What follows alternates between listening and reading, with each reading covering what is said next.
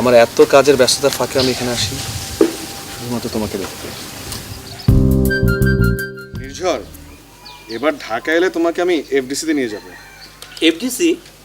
FDC কি জিনিস ভাইয়া? আরে যেখানে শুটিং হয়, এই ধরো সিনেমা, বিজ্ঞাপন, বিভিন্ন জিনিসের শুটিং হয়। কত বড় বড় স্টাররা ওখানে আসে তুমি জানো? লাইট, ক্যামেরা, এলাহি ব্যাপার সেবার।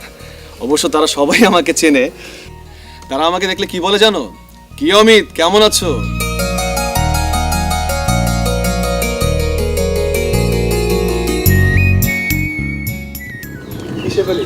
যাবে নাকি ঢাকায়? না বাবা, আমার খুব ভয় করে।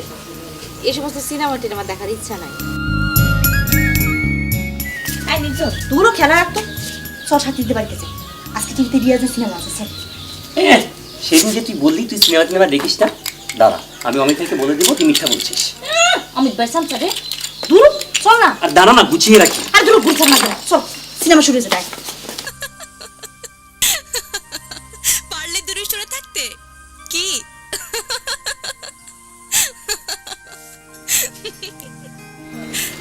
আপনি সিনেমা করেন না কেন? সিনেমা ওখানে হ্যাংলামো ছাড়া কি আছে বলো?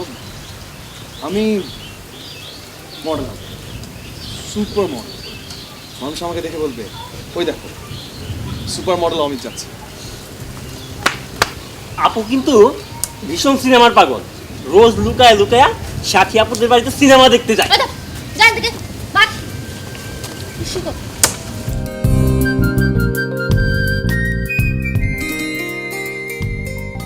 আমি এই কয়দিন এখানে আসিনি, তোমার কি আমার কথা একবারও মনে পড়েনি?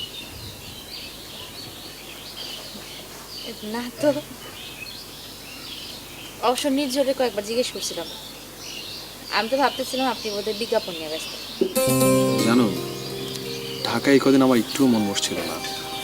সারাদিন শুধু তোমাদের কথাই মনে হচ্ছিল। ও, নির্ঝরও আপনার জন্য অনেক অপেক্ষা করে। শুধু নির্ঝরই অপেক্ষা করে, আর তুমি?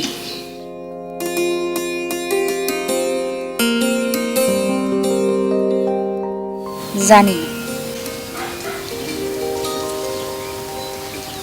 তোমাকে আজকে অসম্ভব সুন্দর লাগছে।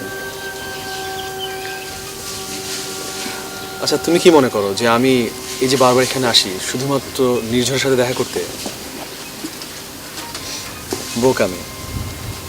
আমার এত কাজের ব্যস্ততার ফাঁকে আমি এখানে আসি শুধুমাত্র তোমাকে দেখতে।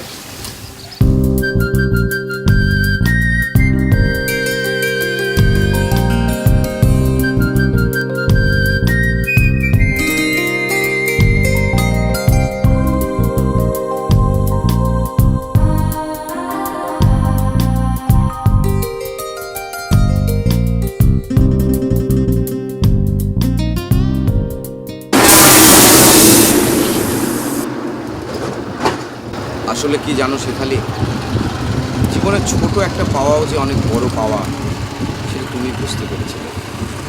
আর আমাকে দেখো,